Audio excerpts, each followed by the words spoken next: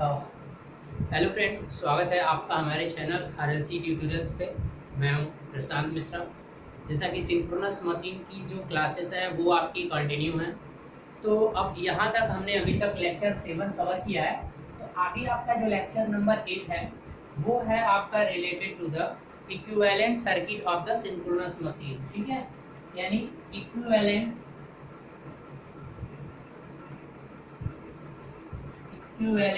Circuit of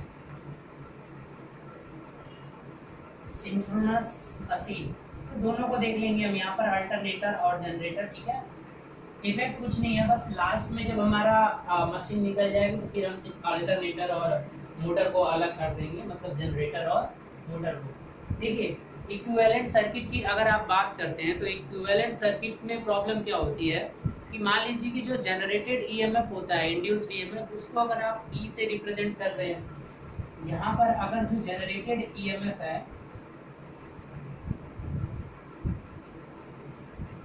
generated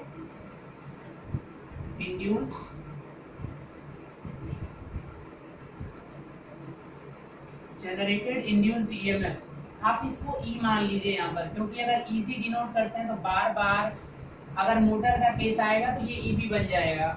तो ई से denote कर दे रहा हूँ जनरेटेड, अगर मोटर के केस में ई भी हो जाएगा और ईजी, तो दोनों को मैं एक नाम दे दे रहा हूँ ई। ठीक है, और टर्मिनल वोल्टेज जो है उसे मैं नाम दे दे रहा हूँ यहाँ पर। देखिए, मैं पहले ही एज्यूम कर ले रहा हूँ कि जो टर्मिनल वोल्टेज है वो आपका क्या है, वी। अब कोई कोई वीटी लिखते हैं, वी फेज लिखते हैं। तो अब पर फेज, और ये सारी वैल्यूज अगर फेज वैल्यू है तो जो भी आपका इक्विवेलेंट मॉडल मिलेगा वो पर फेज मिलेगा। ठीक है, तो अब अगर नो लोड की कंडीशन हो, एट नो लोड, अगर नो लोड होगा तो ऑब्वियसली आपका जो भी ये टर्मिनल वोल्टेज होगा ये हमेशा किसके इक्वल टू होगा, इंड्यूस मतलब जनरेटेड वोल्टेज की। लेकिन जब आप लोड कनेक्ट करते हो और करंट फ्लो होती है तो कुछ लॉसेस आते हैं। ठीक है, when you are connected load, जब आपका लोड कनेक्ट होगा, नाउ कनेक्टिंग लोड, जब connect, when load connected, when load connected, तो ऐसे क्या क्या पैरामीटर्स हैं जिनकी वजह से क्या आएगा, ई और वी क्या हो जाएंगे, डिफरेंट वैल्यू होंगे। E and V different values, different values. क्यों होता है, रीजन में मैं पहला रीजन ये दूंगा। देखिए क्यों ऐसा होता है, जब आप लोड कनेक्ट कर रहे हैं तो जरा सा यहाँ पर एक मॉडल देखिए, एक सिंपल सी चले वेरिफिकेशन, सिंपल। देखिए इस तरीके से कुछ होगा, ये कॉइल होगी और यहाँ पर जो इंड्यूस्ड ईएमएफ जनरेट हो रहा है ये पॉजिटिव या नेगेटिव, मैंने ये अज्यूम कर लिया। अब ऐसे ही दूसरा फेज होगा, माइनस और प्लस इधर, और फिर ये आपका वाइंडिंग होगी। तो जब भी कोई वाइंडिंग बनेगी ऑब्वियसली जरा बताइएगा, ये नेगेटिव ये आपका पॉजिटिव, तो इस तरीके से एक इक्विवेलेंट मॉडल रिप्रेजेंट होगा। तो अभी इस मॉडल में आपको क्या दिख रहा है कि जब भी ये है तो इसका एक लीकेज, कभी भी जब एक रिएक्टेंस आ रहा है, यानी कॉइल है ना, ये कॉइल्स हैं, तो इसका एक लीकेज रिएक्टेंस जरूर होगा। और ये ई है, मैंने यहाँ पर ई और ये ई, ठीक है, तीनों में सेम होगा क्योंकि सिमेट्रिकल अब मान के चल रहे हैं, जिस तरीके से हमने कंडक्टर का वाइंडिंग किया वो सिमेट्रिकल है। तो ये एक्सल, ये एक्सल, ये एक्सल। लेकिन यहाँ पर एक चीज हम रिप्रेजेंट नहीं कर रहे हैं। तो चलिए सबसे पहले चीज तो इसी पे आ जाइए कि आपकी जो सेल्फ इंडक्टेंस, ठीक है, सेल्फ इंडक्टेंस और आर्मेचर कॉइल, तो ये वेरिएंस क्यों आता है, due to self inductance of coil. अब इसमें एसी फ्लो हो रही है ना भाई, तो अगर एसी फ्लो हो रही है तो उसकी वजह से यहाँ पर क्या आएगा, एक लीकेज रिएक्टेंस, मैं कैपिटल में लिख रहा हूँ, कहीं कहीं स्मॉल में भी होगा, तो इसकी वजह से एक लीकेज इंपेडेंस आएगा। क्या आएगा, एक लीकेज रिएक्टेंस, लीकेज रिएक्टेंस। तो जब भी कभी कॉइल आता है तो उसमें एसी फ्लो होती है, तो उसी में एक इंड्यूस्ड ईएमएफ जनरेट होता है जो उसी का अपोज करता है। सेल्फ इंडक्टेंस की प्रॉपर्टी तो आप जानते ही हैं, तो उसकी वजह से उसका जो इंडक्टेंस होगा वो उसका अपोज करेगा और वो करंट के मतलब एक इम्पोर्टेंस आता है जो नॉर्मली आप समझ रहे हैं, तो उसे हमने क्या बोल दिया, लीकेज बोल दिया। ठीक है, तो अगर मैंने उसे लीकेज काउंट करा दिया तो इसकी वजह से ये डिफरेंट वैल्यूज हो जाएंगे। दूसरा क्या होगा, due to armature reaction, due to armature, क्योंकि ये आर्मेचर रिएक्शन अभी आपने देखा था ना, अभी आपने पिछले क्लास में देखा कि आर्मेचर रिएक्शन की वजह से जो मेन फ्लक्स है वो चेंज हो रहा है। तो अगर मेन फ्लक्स चेंज होगा तो उसकी वजह से आपका इंड्यूस्ड ईएमएफ भी चेंज होगा, फिर करंट भी चेंज होगी। तो उसकी वजह से हम यहाँ पर मान लेते हैं कि एक्स, उसकी वजह से भी एक ड्रॉप होता है जिसको आर्मेचर रिएक्शन इंडक्टेंस रिएक्टेंस बोलते हैं। ये क्या है, आर्मेचर रिएक्शन रिएक्टेंस, मतलब ये भी एक इम्पोर्टेंस प्रोवाइड कराएगा। तो ये चीज, तो आर्मेचर रिएक्शन की वजह से भी क्या होगा, कुछ लीकेज होगा। ठीक है, कुछ यानी वेस्ट होगी, आपकी ड्रॉप आएगा उसके क्रॉस भी।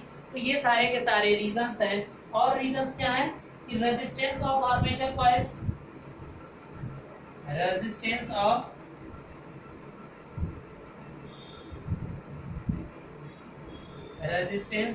आर्मेचर कॉइल, आर्मेचर कॉइल का रेजिस्टेंस होता है ना आर, तो इसकी वजह से भी कुछ ड्रॉप आएगा तो आपका श्योर है कि टर्मिनल वोल्टेज ई से क्या आएगा, कम कर देगा वो उसे। तो ये सारे के सारे आपको रीजन हैं। और ये आर्मेचर रिएक्शन, इसकी वजह से डिस्टॉर्शन कैसा क्या होता है वो पूरा एक्सप्लेनेशन किया जा चुका है आर्मेचर रिएक्शन में। तो हम यहाँ पर बस उसे एक रिएक्टेंस की तरह बिहेव करेंगे। ठीक है, कि आर्मेचर रिएक्शन अब लीडिंग लैगिंग होगा तो उसके अकॉर्डिंग वो ऑलरेडी जे प्लस माइनस हो जाया करेगा। करंट लीड लैग हो जाएगी तो वो ऑलरेडी अपना बैलेंस कर लेगा मैग्नेटाइजेशन डीमैग्नेटाइजेशन को। तो एक लीकेज इंपेडेंस की फॉर्म में, मतलब एक इंपेडेंस रिएक्टेंस के फॉर्म में उसे रिप्रेजेंट किया जाता है जब हम इक्विवेलेंट सर्किट ड्रॉ करते हैं। ओके गाइस, अब यहाँ पर एक और इफेक्ट आता है, फोर्थ नंबर पे इसे भी कर लीजिएगा कि एक और बैलेंसी होती है जिसकी वजह से ये चीजें देखने को मिलती हैं। तो वो फोर्थ नंबर की चीजें क्या है वो मैं आपको बता देता हूँ। देखिए, 3 कब हो गया, फोर्थ क्या है, ड्यू टू नॉन सेलियंसी। ठीक है, the effect of salient pole rotor, the effect of salient pole rotor, क्योंकि सेलिएंट पोल रोटर में आपका एयर गैप जो होता है नॉन यूनिफॉर्म होता है, तो इसकी वजह से भी कुछ ड्रॉप्स आते हैं और आपका इंड्यूस्ड ईएमएफ वोल्टेज टर्मिनल पे इफेक्ट पड़ेगा। लेकिन अब चलिए हम यहाँ पर आप एज्यूम कर लीजिए, हियर एज्यूम, अब जो मैं आगे करने जा रहा हूँ उसमें एज्यूम कर लीजिए कि रोटर जो है आपका सिलिंड्रिकल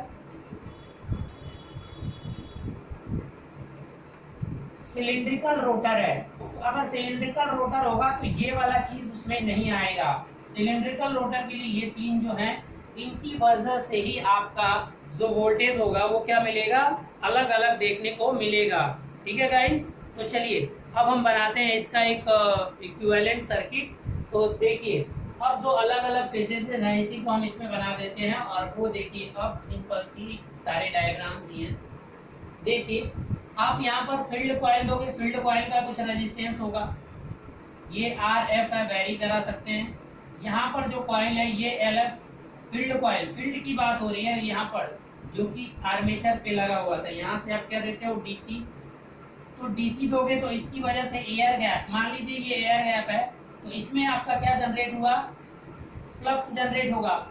और इससे लिंक करती है सारी की सारी फेजेस, 3 फेजेस। तो 3 फेजेस को आप इक्विवेलेंट कैसे बनाएंगे वो देखिए।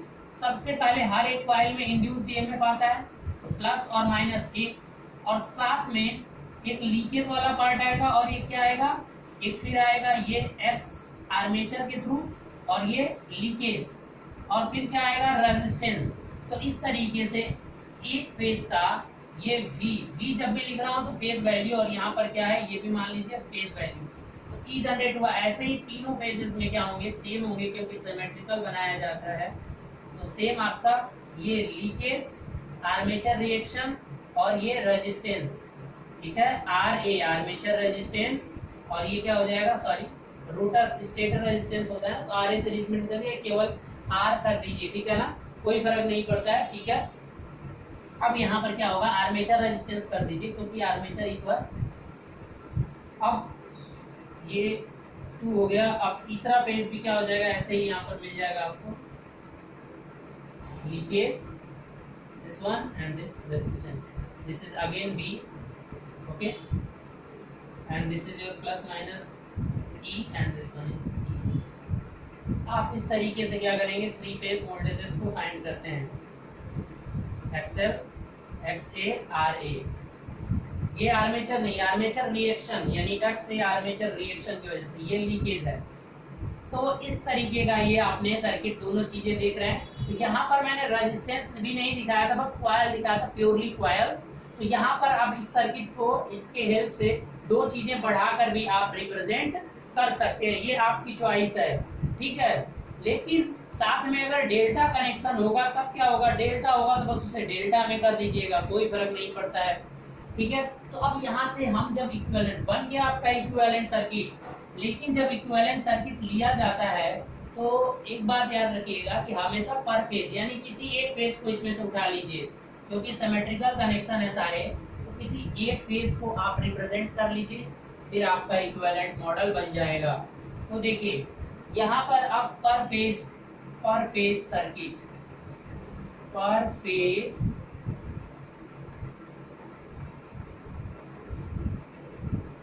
इक्विवेलेंट सर्किट, तो ये क्या हो जाएगा, आप देखिए ये आपका प्लस माइनस एक ई इंड्यूस्ड ईएमएफ जनरेट होगा। अब इसकी वजह से ये क्या होगा, लीकेज, और ये क्या होगा आपका आर्मेचर रिएक्शन, ये एक्स ए, ये एक्स एल, और ये आपका resistance R A, armature resistance, ठीक है। अब यहाँ पर जो ये मिलेगा प्लस माइनस, ये आपका टर्मिनल वोल्टेज होगा, ठीक है। तो अब करंट इधर जाएगी, जो करंट जाएगी वो होगी आपकी आई ए, आर्मेचर करंट मान लीजिए। अब यहाँ पर क्या है कि जो लीकेज और प्लस जो आर्मेचर रिएक्शन होता है उन दोनों को मिलकर कहा जाता है synchronous, S Y S S कर देते हैं, एक्स एस मतलब सिंक्रोनस रिएक्टेंस। इसे क्या बोलते हैं, सिंक्रोनस रिएक्टेंस। तो ये चीज याद रखिएगा कि लीकेज रिएक्टेंस और आर्मेचर रिएक्शन दोनों को एक साथ कंबाइन करके जो रिएक्टेंस बनता है वो कहलाता है सिंक्रोनस रिएक्टेंस। तो अब ये सर्किट और सिंप्लीफाई हो जाएगी और ये बन जाएगा प्लस माइनस, और यहाँ पर केवल एक इंडक्टेंस दिखेगा आपको और यहाँ पर एक रेजिस्टेंस, और ये अब जो बन गया ये क्या हो गया, एक्सेस। तो हमेशा एक्सेस अगर दिया है तो आप टोटल करिएगा यहाँ एक्सेस और यहाँ पर आर ए। अब ये जो हो गया आपका यहाँ पर वी, इस तरीके से, और ये सिंप्लीफाइड हो गया, और ए ई, कहीं ई पी एच लिखा है, वी पी एच लिखा है, कोई फर्क नहीं, जब आपने सिंगल में दिखा रहे हो तो कर लीजिए। अब जेड एस अगर दिखाना है यानी सिंक्रोनस इम्पीडेंस, इसको क्या बोलते हैं, सिंक्रोनस इम्पीडेंस। तो यहाँ पर Z S is equal to क्या हो जाएगा, R A plus J X S, ठीक है। तो ये आपका सिंक्रोनस इम्पीडेंस होता है, ठीक है।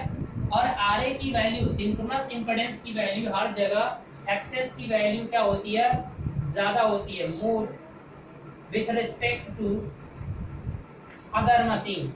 किसी भी मशीन से आपका इस मशीन में एक्सेस की वैल्यू क्या होती है, बहुत ज्यादा होती है, और आर ए की कम होती है। तो कभी कभी आर ए को क्या कर दिया जाता है, अगर आर ए क्या हो सकता है, नेग्लेक्ट भी किया जा सकता है, किसी किसी कैलकुलेशन में आर ए को नेग्लेक्ट भी कर सकते हो।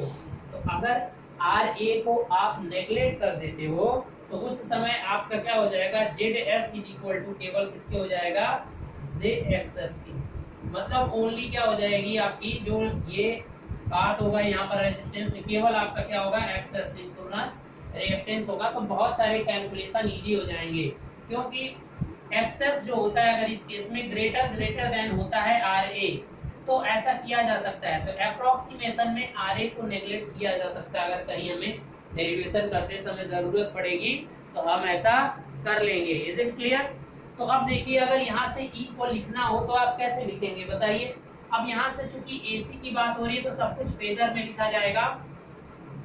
तो अब इस सर्किट को देखने के बाद से जरा यहाँ से आप लिखिए इसको, तो E इज इक्वल टू क्या हो जाएगा, मतलब फेजर में लिखना चाहता हूं तो क्या हो जाएगा, V फेजर प्लस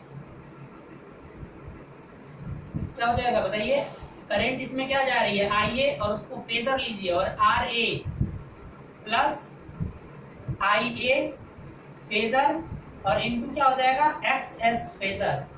तो इस तरह से सारी फेजर वैल्यू आप नोट करके लिख सकते हैं। बात आई समझ में?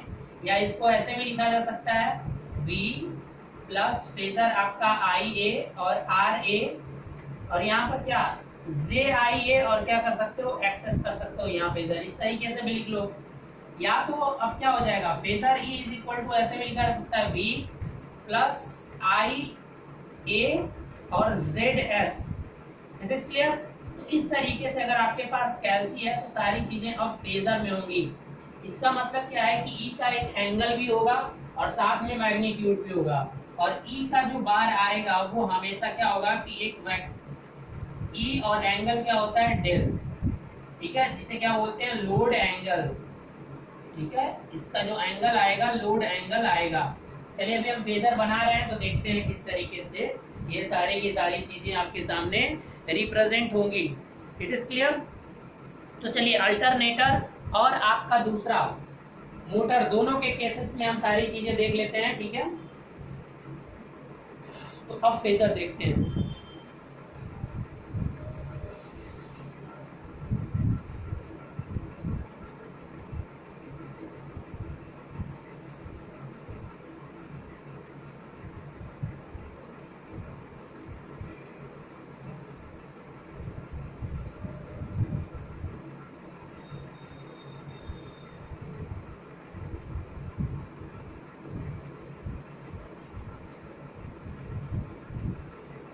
अल्टरनेटर का भी बनाया था ना, चलिए आप उसी का पहले बना लीजिए। देखिए ये आपका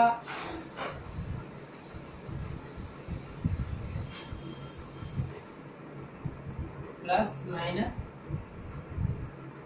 ये आपका टर्मिनल वोल्टेज। अल्टरनेटर है तो करंट इस डायरेक्शन में फ्लो होगी, मोटर में बस करंट की डायरेक्शन चेंज हो जाएगी और कुछ नहीं होगा। और यहाँ पर E, ये आपका जो है XS और ये है आपका RA। चलिए ये आपका प्लस माइनस आप मान लीजिए कोई एक पॉइंट।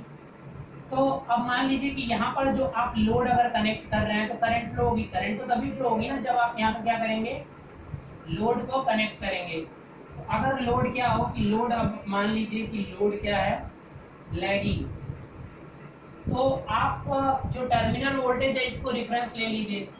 तो टर्मिनल वोल्टेज को अगर आप रेफरेंस ले रहे हैं तो देखिए ये फेजर आपका किसका हो जाएगा, V का।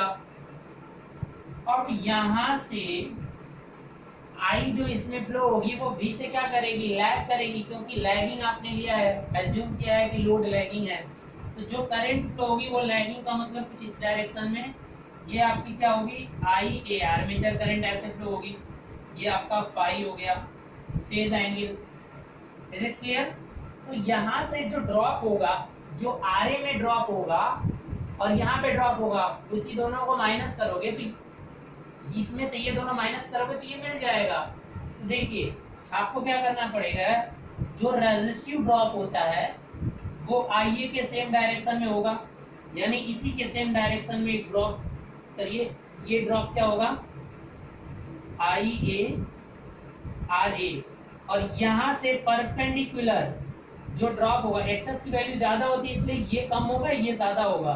अब ये जो देख रहे हो IA XS, अब ये जो इनका रिजल्टेंट जो ये चीजें देख रहे हो ये है IA ZS, और जब यहाँ से इसको मिला दोगे आप, समझ रहे हैं, तो ये हो जाएगा आपका E, और ये एंगल V और E के एंगल ये होता है डेल।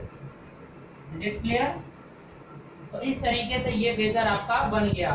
लेकिन अगर चलिए हम यहाँ पे कर दे रहे हैं कि अगर लोड क्या हो गया, लीडिंग, लीडिंग लोड हो गया तब क्या होगा, ये देखिए V, और अब जो होगा करंट अब लीड कर रही है, मतलब ये करंट कुछ इधर आ जाएगी IA। तो देखिए अब जो रेजिस्टिव ड्रॉप होगा इस डायरेक्शन में होगा ना बेटा, IA RA, और यहां से जो आपका आएगा ये होगा IA XS, और जब इसको आप मिला दोगे यहां से, ठीक है, इसको थोड़ा सा इधर करके बना लो, जब इसको आप यहाँ पे मिला दोगे, देख रहे हैं ना,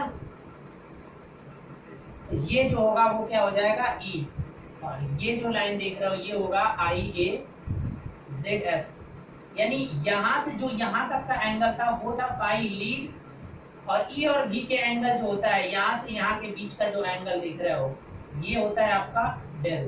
तो इस तरीके से आप यहाँ पर बहुत सारी चीजें फाइंड आउट कर सकते हैं, ठीक है। अभी मैं कुछ फॉर्मूले यहाँ पर बताऊंगा जो कि आप उससे बहुत आसानी से चीजें फाइंड आउट कर सकते हैं।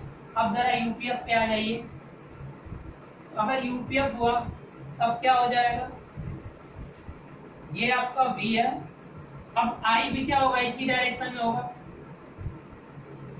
यानी आर्मेचर करंट सेम होगी ना, यूनिटी पावर फैक्टर है, तो V और I के बीच में फेज शिफ्ट 0। तो अब यहाँ अगर ये V है तो इसका जो ड्रॉप होगा वो IA RA, तो इसी सेम डायरेक्शन में होगा IA RA, और यहाँ से 90 डिग्री पर क्या हो जाएगा IA XS, ये वाला ड्रॉप इधर होगा, और जब इसको मिला दोगे तो ये आपको क्या मिल जाएगा, E मिल जाएगा, यानी फाई तो 0, अब ये टोटल क्या मिलेगा, केवल डेल मिलेगा। Is it clear? इस तरीके से आप देख सकते हैं। तो अब यहाँ पर सभी केसेस में आपने देखा यहाँ पर क्या हो रहा है, E जो है यहाँ पर देखिए E ज्यादा है, इस केस में आपको ये देखने से दिख रहा है फेजर डायग्राम से कि जो E का मैग्नीट्यूड है वो ग्रेटर देन है V के मैग्नीट्यूड से, क्लियर। लेकिन यहाँ पर जो E का मैग्नीट्यूड है ये इससे छोटा बन जाता है, कुछ इधर जाता है, आप ऐसे कर लीजिएगा, इतना ही मतलब स्मॉल ही होता है, यानी यहाँ पर जो E का मैग्नीट्यूड है वो लेस देन होता है V के मैग्नीट्यूड से, ठीक है, यानी लीडिंग लोड में। और यहाँ पर भी E ज्यादा ही होता है, तो मतलब यहाँ पर भी E क्या होगा, ग्रेटर देन होना चाहिए इससे V से। तो जनरली जनरेटर का केस में E अधिक होता ही है, लेकिन लोड लीडिंग कर देने से क्या हो जाता है, आपका टर्मिनल वोल्टेज अधिक हो जाता है। Is it clear? और आपको पता है कि अल्टरनेटर दोनों सप्लाई कर सकता है, active as well as reactive power load दोनों को सप्लाई करता है, ठीक है। तो इस तरीके से एक्साइटेशन, तो अभी बहुत सारी चीजें जब हम पावर में चलेंगे तब देखेंगे कि किस तरीके से ये चीजें हो रही हैं। तो अभी आपने फेजर डायग्राम्स देख लिया, तो फेजर डायग्राम्स अगर हो गए तो इसकी हेल्प से जब देखिए अभी आपके पास अगर कैल्सी नहीं है, अब थोड़ा जेई वाले स्टूडेंट्स देखिए उनके लिए इतना इम्पोर्टेंट नहीं होगा, क्योंकि जेई में आप इससे क्वेश्चन ज्यादा नहीं आएंगे, ठीक है। लेकिन अगर आप किसी एई की एग्जाम या गेट का प्रिपरेशन कर रहे हैं तो ये सेम टॉपिक आपका सिंक्रोनस अभी क्या पढ़ रहे हैं आप, सिंक्रोनस मोटर पढ़ रहे हैं ना, तो सिंक्रोनस मोटर का केस है, तो ठीक है, ये सेम फार्मूला आपके पावर सिस्टम में भी आएगा। तो चलिए यहाँ पर कुछ चीजें आपको बताना बहुत जरूरी है, तो मैं वो आपको बता देता हूँ कि अगर लोड लैगिंग लीडिंग हो तो किस तरीके से बिना कैल्सी के आप E और V फाइंड करेंगे, ठीक है। तो बिना कैल्सी के E और V फाइंड करने के लिए क्या प्रोसीजर करना पड़ेगा आपको। तो अभी हम अल्टरनेटर पे ही जरा ध्यान से देखिएगा, फार्मूलों का डेरिवेशन नहीं कर रहा हूँ क्योंकि वो आए कहाँ से मैं बता दे रहा हूँ। देखिए E का phasor is equal to V, और क्या हो जाएगा प्लस IA फेजर, और फिर क्या हो जाएगा सीधे ZS कर दीजिए, यही तो करेंगे ना आप, जो भी दिया होगा सबको फेजर पोलर में करके कन्वर्ट करेंगे, ठीक है। तो इसको मान लिया जाता है, इसका एंगल इसको रेफरेंस माना जाता है, और V वेक्टर को हमेशा रिप्रेजेंट किया जाता है, मैग्नीट्यूड और एंगल हमेशा 0, इसको रेफरेंस लिया है ना आपने, जब आपने फेजर बनाया था तो इसे रेफरेंस सेट किया है, that is the meaning you are taking the 0, इसको 0 पे सेट कर रहे हो, ओके। और इसी के रिस्पेक्ट में आप सबको कंपैरिजन कर रहे हो फेजर में। When you are making any phasor, then you have to require a reference point. आपने वो reference point ले लिया। अब चलिए इसी फॉर्मूले से। अब ये कैल्सी तो अलाउड होती नहीं है बेटा, पहले गेट में थी, अब गेट में कैल्सी अलाउड नहीं होती है। तो चलिए बारी बारी से जो फार्मूला आएगा, मैं अगर कैल्सी नहीं है तब आपको क्या करना होगा। देखिए ई का जो मैग्नीट्यूड आएगा, और ये पर फेज वैल्यू होती है, ये तो कभी भी मत भूलिएगा, ये क्या होती है, पर फेज वैल्यू होती है। ठीक है, अगर आपसे लाइन वोल्टेज पूछता है तो √3 से जरूर मल्टीप्लाई करिएगा लास्ट में। अब देखिए under root v plus I a और आर ए का होल स्क्वायर, ठीक है, plus v plus I A X S का होल स्क्वायर। ठीक है, अगर आप इस तरीके से इसको सॉल्व करते हैं तो आपको e का क्या हो जाएगा, मैग्नीट्यूड मिल जाएगा। सॉरी, यहाँ पर केवल v नहीं होता है, यहाँ पर थोड़ा सा देखिए, यहाँ पर होता है v cos phi plus I A R a. देखो फेजर बनाया गया और उसी में थोड़ा सा इंप्रूव करके वहीं से डेरिवेशन हुए हैं सारे, cos स्क्वायर और यहाँ पर square plus v sine phi plus I a X s और इसका होल स्क्वायर। ये फार्मूला कब के लिए है, लैग के लिए है। ठीक है, अब लीड अगर होगा तो यहाँ पर क्या करना पड़ेगा, देखिए ये सेम रहेगा v और ये सारी वैल्यू पर फेज में रखी होंगी यहाँ पर। ठीक है ना, करंट वोल्टेज सब फेज में चल रहा है तो फेज में कैलकुलेट करना होगा, ये जरूर ध्यान दीजिएगा। v cos फाई, यहाँ पर प्लस आई ए आर ए, इसमें कोई भी बदलाव नहीं होगा, और ये स्क्वायर प्लस यहाँ भी रहेगा, यहाँ वाली चीज बस क्या हो जाएगी, v साइन फाई, अब यहाँ पर माइनस आई ए क्या हो जाएगा, एक्सेस और इसका होल स्क्वायर। ठीक है, और ये किसके लिए हो गया, लीड के लिए हो गया। अब अगर बात करें आप मैग्नीट्यूड ऑफ ई, तो आपको क्या मिलेगा, यूनिटी पावर फैक्टर पे cos फाई 1 हो जाता है ना बेटा, यहाँ पर बिल्कुल क्या हो जाएगा, v plus I A R a और उसका स्क्वायर प्लस v। ठीक है, साइन फाई क्या हो जाएगा, साइन फाई 0 हो जाएगा, यूनिटी पावर फैक्टर है तो फाई का मतलब 0 डिग्री, तो जब 0 डिग्री हो गया तो इसका मतलब साइन 0 मतलब 0 हो जाएगा, तो केवल यहाँ पर क्या आएगा, प्लस वाला ले लीजिए, तो आई ए और एक्स एस और इसका स्क्वायर। तो ये फॉर्मूला केवल किसके लिए है, आपका यूपीएफ के लिए। अब कहेंगे तो देखो इसी तरह से, और कोई ऑप्शन नहीं है, जब आपको कैल्सी नहीं दिया है, मतलब आपकी जो कैल्सी जिसमें आप कॉम्प्लेक्स कर सकते हो, तो आपको इसी प्रोसीजर से जाना पड़ेगा।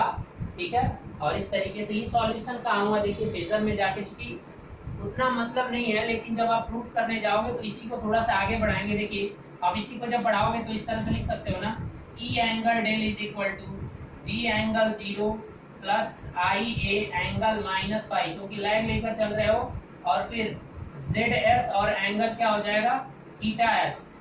ठीक है, तो अब इस तरह से इसको जब आगे फॉलो कराओगे, ठीक है, और बाकी स्क्वायर करके ऐड करोगे, या तो इससे प्रूव हो जाएगा, या तो फेजर बनाइए और फेजर से प्रूव कर दीजिए।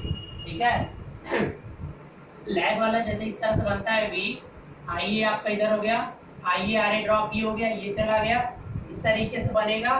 देखिए इसको थोड़ा सा आगे बढ़ाया जाता है, इसको यहाँ से मिलाया जाता है। ठीक है, और इसको कुछ इस तरीके से ये एक्स्ट्रा बनाना पड़ेगा, फिर यहाँ से डेरिवेशन होगा, नॉट रिक्वायर्ड। आप अभी इतना समझ लीजिए। ठीक है, अब साथ साथ में अब एंगल की भी जरूरत पड़ती है। देखिए एंगल की जरूरत के लिए, ये एंगल क्या होता है, फाई, ये पता ही होगा, लोड कितने पे दिया रहेगा, ये एंगल डेल, तो बेसिकली डेल ही निकालना आपका काम है, ई के साथ एंगल, क्योंकि जो ई का फेजर होता है वो होता है, sorry, magnitude of E and angle del, it means V और ई के बीच का एंगल। तो देखिए पहले जो इन दोनों का होता है, पहले ये टोटल साई निकलता है। ठीक है, दोनों का सम यहाँ देख रहे हैं ना, तो tan साई, तो पहले फॉर्मूले में क्या निकलेगा, देखिए जरा ध्यान से, पहले साई निकलेगा। साई क्या बता रहा हूँ, in the case of generator, generator के केस में साई इज इक्वल टू होता है फाई प्लस डेल, ये चीज याद रखिएगा। तो tan साई निकलेगा पहले, और क्या निकलेगा, साइन थीटा बाई कॉस होता है, तो आपको क्या हो जाएगा, v sine theta sorry five, sine five plus I A X S divided by V cos five plus I A R a. ठीक है, इस फैक्टर से करोगे तो ये चीज मिल जाएगी। ये किसके लिए? लैगिंग के लिए है। अब अगर लीडिंग की बात करो तो इस फार्मूले में थोड़ा सा चेंजेज हो जाएगा, यहाँ पर माइनस हो जाएगा बस v sine five minus I A X S divided by v cos five plus I A R A. Is it clear? ये किसके लिए हो गया? लीड के लिए। अब यूपीएफ अगर है तो tan साई कितना हो जाएगा? और यूपीएफ हो गया तो साई इज इक्वल टू सीधे, अगर यूपीएफ का केस है तो साई इज इक्वल टू सीधे डेल के हो जाएगा इस केस में। तो यहाँ पर क्या हो जाएगा? साइन फाई का मतलब 0 हो जाएगा ना बेटा, और यहाँ पर सीधे आएगा I A X S divided by V plus I A R a. ठीक है, इस फार्मूले से आप निकाल सकते हो। तो इन फार्मूलों का यूज करके अब जब साई यहाँ से मिल जाएगा इस फार्मूले से, तो यहाँ पर रख दीजिएगा फाई, और तो साई माइनस डेल, तो del is equal to generally क्या हो जाएगा? Sai minus phi. फाई आपको पता रहेगा तो इस तरह से माइनस करके आप फाइंड आउट कर सकते हैं। तो ये सारा का सारा आपने देखा इस तरह से। क्लियर है? तो आप जरूर इन सब फार्मूलों का यूज करिएगा जब आपके पास कैल्सी नहीं होंगे। ठीक है, देखिए मैं याद करने का तरीका बताता हूँ। यहाँ v cos फाई और एक बार v के साथ sin फाई, यानी इसको दो पार्ट में डिवाइड किया गया, वर्टिकल और हॉरिजॉन्टल में। तो v cos फाई इसको दो पार्ट में डिवाइड करोगे तो जो परपेंडिकुलर ये वाला चीज जो मिलेगा वही होगा आपका v cos फाई, और इसके जो हॉरिजॉन्टल पे मिलेगा v के परपेंडिकुलर, और ये इसको यहाँ से मिला दिया जाता है। ठीक है, तो ये वाला जो होगा v cos फाई, इस तरह से जो प्रूव किया जाता है, मैं प्रूफ पे आना नहीं चाहता हूँ, लेकिन क्या हो रहा है समझाने के लिए चीजें जाता ही जा रहा हूँ। v cos फाई और v sin फाई, और ये cos वाले के साथ रजिस्टिव ड्रॉप आएगा और sin के साथ ये ड्रॉप आएगा, और दोनों का स्क्वायर, और जब लैग होगा तो प्लस होगा, और बस इसको एक्सेस को माइनस कर देना होगा। एक्सेस जो होगा वो लीड में माइनस हो जाएगा, बस बाकी चीजें सेम है। और यूनिटी के लिए आपका cos फाई आपका 1 हो जाएगा, सॉरी cos फाई 1 और sin फाई 0 हो जाएगा। तो इस तरीके से सारे फार्मूला कर सकते हैं। अब चलिए ये सारे के सारे फार्मूलाज हम क्या करने चलते हैं, मोटर के लिए बनाते हैं। तो पहले मैं इन फार्मूलों में आपको एक चीज बता देता हूँ, क्योंकि अगर ये फार्मूला मैं बाद में लिखूंगा मैं, बट थोड़ा सा आप पहले समझ जाइए कि बस यहाँ पर जितने भी फार्मूले देख रहे हैं आप, आई ए की जगह आप क्या कर दीजिए, माइनस आई ए पुट कर दीजिए। तो जैसे ही आप जहां जहां आई ए है वहां पर माइनस आई ए पुट कर देंगे तो आपको सारा का सारा फार्मूला मोटर के लिए मिल जाएगा। और यहाँ पर psi is equal to phi minus del हो जाएगा, यानी डेल को किसमें बदल दीजिए, डेल को माइनस डेल लिख दीजिए, और आई की जगह क्या कर दीजिए, माइनस आई ए कर दीजिए। तो मोटर के जनरेटर के सारे फार्मूला, क्योंकि जनरेटर के केस में अब क्या होगा, देखिए जनरेटर अगर आपने किया तो ये आपको पता है अब यहाँ लोड नहीं लगेगा, सॉरी मोटर के केस में अब यहाँ सॉफ्ट लगी होगी और यहाँ पर कोई रोटेट कर रहा होगा, ये लोड होगा। अब यहाँ पर आपका सप्लाई जुड़ जाएगी, समझ में आया? V सप्लाई हमने मान लिया V है, अब करंट की डायरेक्शन बदल जा रही है, बस यही हो रहा है ना। अब यहाँ पर भी इंड्यूस ईएमएफ जनरेट होगा, उसको बैक ईएमएफ बोलेंगे, लेकिन है तो इंड्यूस्ड ईएमएफ ही। ये सब मैंने डीसी मशीन में बहुत अच्छे से समझा चुका हूँ। तो बस देखिए इसी की वजह से ऐसा हो जा रहा है, और कुछ नहीं होता है मोटर और जनरेटर। तो अगर ये सारे फार्मूलों को मैं लिखने की, चलिए पहले तो हमें फेजर बनाना है, उसके बाद ये लिखना है, लेकिन मैं यहाँ बता दे रहा हूँ कि किस तरीके से यहाँ पर आपको चेंजेस देखने को मिलेंगे। तो देखिए जहाँ जहाँ पहले आई ए पॉजिटिव है उसको नेगेटिव करिए, ठीक है, यहाँ भी पॉजिटिव है तो यहाँ भी आई ए, जहाँ जहाँ आई है वहाँ माइनस आई, तो इसको माइनस कर देगा, इसको माइनस कर देगा, इसको माइनस कर देगा, इसको माइनस करोगे तो इसको क्या कर देगा, प्लस कर देगा। अब यहाँ पर प्लस था तो यहाँ पर क्या हो जाएगा, माइनस, और यहाँ पर आई ए माइनस है तो माइनस कर दीजिए, वो तो ऐसे भी स्क्वायर हो जाना है। अब इसमें भी सेम वही चीजें करनी पड़ेगी। यहाँ पर क्या है आपका साइन माइनस आई है, और यहाँ भी आई है तो ये माइनस हो जाएगा, यहाँ प्लस आया तो माइनस हो जाएगा, ये प्लस तो ये क्या हो जाएगा माइनस, अब ये हो जाएगा माइनस आई है, और यहाँ पर क्या हो जाएगा माइनस। और डेल माइनस हो जाएगा, यानी अब जो साई होगा अब यहाँ पर क्या हो जाएगा माइनस डेल, बस। Is it clear? अब ये सारे के सारे फॉर्मूले निकलकर आपके सामने मोटर के लिए आ गए। तो ये आप मोटर का लिख लीजिए। अभी मैं बस फेजर आपको बना देता हूँ, ठीक है? तो फेजर अगर आपके बन जा रहे हैं तो फिर आपको कोई प्रॉब्लम नहीं होगी।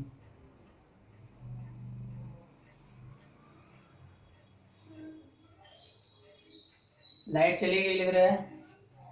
चलिए वीडियो को पास करेंगे तो फिर तो 1 सेकेंड वेट कर लेते हैं, बस थोड़ी सी लाइट आ जाएगी, ठीक है? तो 1 सेकेंड वेट कर लेते हैं, फिर इसके बाद हम आगे बढ़ते हैं, ठीक है गाइस? ओके।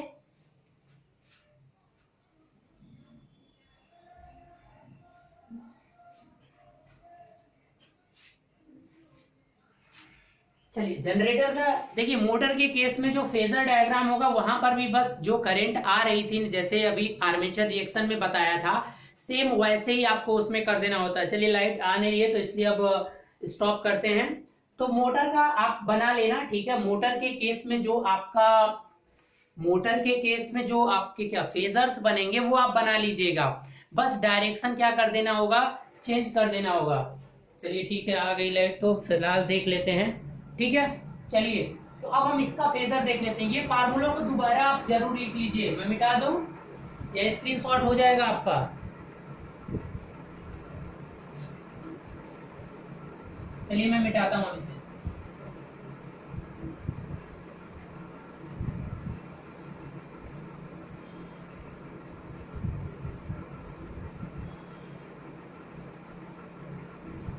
देखिए आप टर्मिनल वोल्टेज को ही रिफरेंस लेंगे यहाँ पर भी, तो पहले हम लैग के लिए निकाल रहे हैं। ये आपका क्या हो गया, टर्मिनल वोल्टेज। लैगिंग लोड है यानी करंट लैग करनी है, मतलब पहले जनरेटर वाला केस लो तो लैगिंग आपका ये होगा ना, लेकिन आप मोटर के साथ डील करने वाले हैं तो इसको इन्वर्ट माइनस आईए चाहिए। माइनस आईए का मतलब क्या हो जाएगा, ये आपका क्या हो जाएगा माइनस आईए, यानी अब इससे कोई मतलब नहीं है, ठीक है? लेकिन डैश बना लीजिए आप, आईए है, ठीक है? अब इसको और इसको लेकर जो भी करेंगे अब डायग्राम किसका बन जाएगा। तो अब माइनस आईए, ऑलरेडी ये माइनस आईए वाला है, तो माइनस आईए आर ए, यानी यहां से किधर डायरेक्शन में होगा, जिस डायरेक्शन में ये है उसी डायरेक्शन में कर दीजिए। ये ड्रॉप किसका होगा, आई ए आर ए।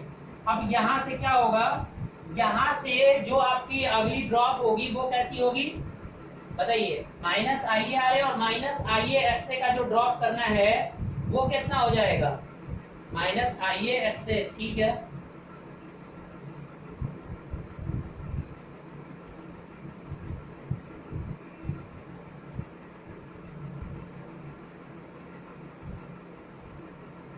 अच्छा सॉरी, देखिए या तो रेफरेंस में पहले ही यहाँ पर जब आपने इन्वर्ट कर दिया तो वैसे कर लीजिए, या दूसरी चीज ये है कि आपका जो यहाँ से नेगेटिव डायरेक्शन में, तो ये लीडिंग के केस में हो जा रहा है, यानी मोटर के केस में देखिए एक चीज पहले कि अगर लैगिंग है तो पहले आप लैगिंग का तो करंट की डायरेक्शन तो यही होगी ना, सॉरी आई ए तो यही होगा, लेकिन जो यहाँ से ड्रॉप आने वाला है वो नेगेटिव चलने वाला है, ठीक है? तो नेगेटिव के केस में इसको क्या हो जाएगा, आप यहाँ से देखिए, अब देखिए फेजर बनाने का मैं बेसिकली बताता हूँ, इस तरह से कभी कभी कंफ्यूजन होते हैं तो क्या करना होता है। अब यहाँ से जो फेजर बना है यानी V इज इक्वल टू क्या होना है आपका, E प्लस आई ए और जेड एस होना है। अब इस तरह से फार्मूला आपका चेंज हो जाएगा, तो मतलब जो फेजर V का है वो E और प्लस इतना होना है, ठीक है? तो यानी आपने अगर V को रेफरेंस ले लिया है तो इस तरह से करिए, या तो अपने रेफरेंस पॉइंट को बदल दीजिए, इसको E बना दीजिए, आपके पास एक ऑप्शन है, लेकिन E वेरिएबल होता है तो उसे भी मत करिएगा, ये V ही रहने दीजिए। अब ये जो ड्रॉप है देखिए, अब यहाँ से जो माइनस आई आ रही, तो अब वो जो ड्रॉप आएगा वो किस डायरेक्शन में आएगा, बस इतना देख लीजिए आप, और उसके बाद आप आसानी से ये चीजें कर सकते हैं।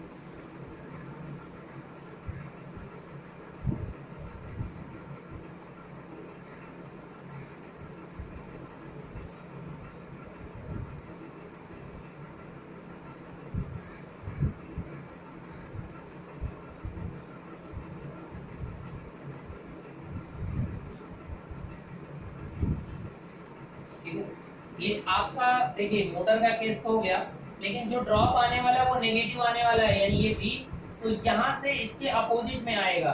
तो देखिए या तो आप कुछ इस तरह से बना दीजिए, इसको इस डायरेक्शन में ले जाइए, दो तरीके से बन सकता है, देखिए यहाँ पर, और फिर यहाँ से कुछ इस तरीके से ला दीजिए, ये आपका क्या हो जाएगा IA एक्सेस, और ये क्या होगा IARA माइनस IARA, और ये माइनस IA एक्सेस होगा। ठीक है, अब ये जो बचेगा ये आपका क्या हो जाएगा E बनेगा, यानी ये डेल देखिए नेगेटिव आ जा रहा है ना पिछले रिस्पेक्ट में। या तो मैं इसको दूसरे तरीके से बना रहा हूँ, लैग वाला ही, देखिए ये आपका क्या हो गया टर्मिनल वोल्टेज, अब ये आपकी जो लैगिंग करंट हो गई IA, ठीक है, तो ये नेगेटिव, इसका जो ड्रॉप होने वाला है वो नेगेटिव होने वाला है, क्योंकि आप इसको रेफरेंस ले रहे हो। एक ऑप्शन है आपके पास कि यहाँ से पहले रेजिस्टिव वाला ड्रॉप बना दीजिए इसके परपेंडिकुलर, इसके नेगेटिव, मतलब एक ड्रॉप पहले कुछ इस तरीके का, एक ड्रॉप ऐसे पहले ये ड्रॉप दिखा दीजिए इस डायरेक्शन में माइनस IA एक्सेस, और इस पर परपेंडिकुलर इसके अपोजिट में देखिए ये ऐसे आ रही थी तो ये कुछ ऐसे हो जाएगी, ये वाला IA और एक्सेस, और इसको ऐसे मिला दीजिए, तो ये आपका हो जाएगा कुछ इस तरीके से भी किया जा सकता है। Is it clear? ये आपका क्या हो जाएगा E, ये आपका डेल। ठीक है, दो तरीके हैं, आप दोनों में से कोई भी बना सकते हो फेजर के फॉर्म में।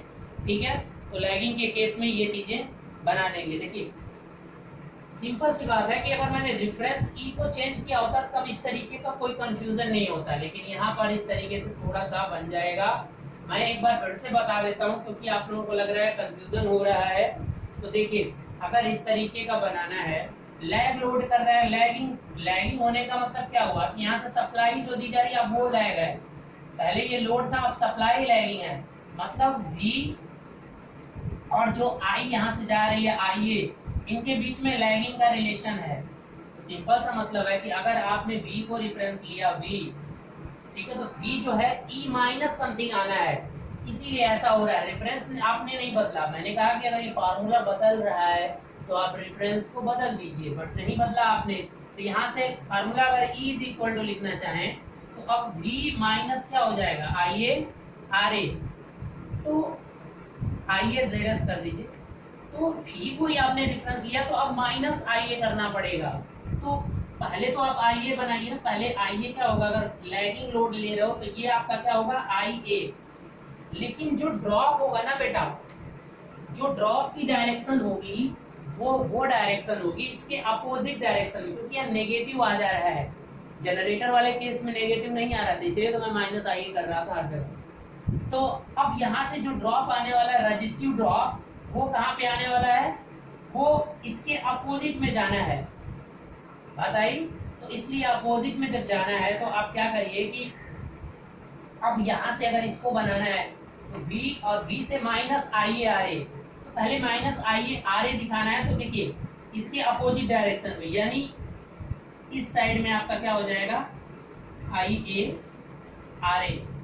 अब वैसे तो यहाँ से इधर जाना चाहिए था, लेकिन दूसरा वाला भी नेगेटिव ही होगा, इसलिए ये भी किधर आ जाएगा, इधर आ जाएगा 90 डिग्री पर।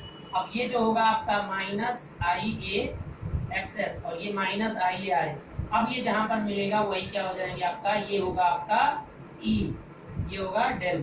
तो आप इस तरीके से रिप्रेजेंट करिए, या तो इसी को इस तरीके से, दोनों फेजर सेम है। इसको समझ नहीं पाओगे थोड़ा सा आप, ठीक है, जो फेजर बहुत अच्छे समझते हैं वो इसे समझ पाएंगे कि हम ऐसा भी कर सकते हैं। ठीक है, क्लियर है? चलिए अब हम लीड पे बनाते हैं इसे। तो लीड पर बनाना है तो वोल्टेज करंट आपकी क्या होगी, लीडिंग पे जाएगी। अच्छा हाँ, इस केस में सॉरी लैग के केस में क्या आया था, मोटर के केस में आपका जो इंड्यूस्ड ईएमएफ का मैग्नीट्यूड था वो हमेशा क्या आया था, कम आया था। किससे? टर्मिनल वोल्टेज से, जब लैगिंग था। ठीक है ना, कमी तो दिखा था। अब अगर आपने क्या कर दिया कि अब लीडिंग पे कर दीजिए,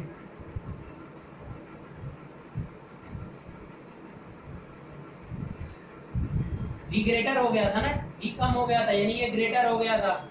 यानी V ग्रेटर होने का मतलब ये ओवर एक्साइटेड नहीं है, अंडर एक्साइटेड की बात हो रही है। अगर T कम होता है तो इसी केस को अंडर, अभी बताऊंगा ये अंडर ओवर क्या होता है। पहले लीड का बना लीजिए, वोल्टेज को आप रेफरेंस लीजिए, लीडिंग करंट है मतलब अब ये करंट की डायरेक्शन ये हो गई, लेकिन जो ड्रॉप होने हैं वो देखिए मैं यहीं से बना रहा हूँ ये phasor, minus I A R a minus I a और एक्सेस, ठीक है। ये दो ड्रॉप है, दोनों यहाँ नेगेटिव बन गए हैं। तो आई ए की डायरेक्शन तो ये है, लेकिन ड्रॉप जो है वो नेगेटिव में जाना है। इसकी नेगेटिव डायरेक्शन क्या होगी, ये जो होगी इसकी नेगेटिव डायरेक्शन होगी। यहाँ से इसके पैरेलल में ये जो ड्रॉप होगा ये होगा माइनस आई ए और आर ए। अब यहाँ से फिर 90 डिग्री पर क्या होगा, 90 डिग्री यहाँ से नेगेटिव, ठीक है। तो क्या हो जाएगा, ये कहाँ इस डायरेक्शन में जाएगा, ये आपका क्या होगा माइनस आई ए। चूंकि प्लस रहता है तो इधर लेकर जाते हैं, लेकिन नेगेटिव ये भी है, माइनस आई ए और एक्सेस। अब ये जो दोनों जहां पर मिलेंगे, इसको जब ऐसे मिला दोगे, ऐसे इसको ऊपर लिख लो ना थोड़ा, और ये ऐसे, तो ये आपका माइनस आई ए और एक्सेस, और ये आपका क्या हो जाएगा डेल, क्लियर। और ये बी और ये क्या हो जाएगा ई, ठीक है। किसी को कोई डाउट हो तो बता दीजिए। और ये जो था आपका फेस था, देखिए हमेशा V के नीचे L आया, मतलब डेल को नेगेटिव ले लीजिए और करंट I को बना दीजिए बाकी सारी। यानी इस केस में यानी E जो है वो ग्रेटर देन आया है V के मैग्नीट्यूड से। सब कुछ उल्टा हो जाता है जनरेटर का। जनरेटर के केस में जो भी हो रहा था, बहुत चीजें अगर बाई चांस कभी आप भूल जाते हो तो उसको अपोजिट मान लेना होता है, बस मोटर का केस आ जाएगा क्योंकि करंट आपका नेगेटिव हो जाता है। Is it clear. तो ये चीजें आप इस तरीके से फेजर बना सकते हो, ठीक है। तो गाइस इस तरीके से आप फेजर बनाना। अब हम चलते हैं आगे। यूपीएफ पे बना ही लोगे, यूपीएफ पे बना लेना। मोटर से ज्यादा क्वेश्चन जनरेटर का आता है। जनरेटर का न्यूमेरिकल लगाना है तो जनरेटर हो मोटर हो कोई फर्क नहीं पड़ता, बस फेजर नहीं पूछेगा आपसे, बस यहाँ पर माइनस आई ए करना होगा। तो जो फार्मूला मैंने आपको पीछे बताया था वो जरूर याद रखना और उसमें माइनस आई ए कर देना और सारी की सारी चीजें फिर आपको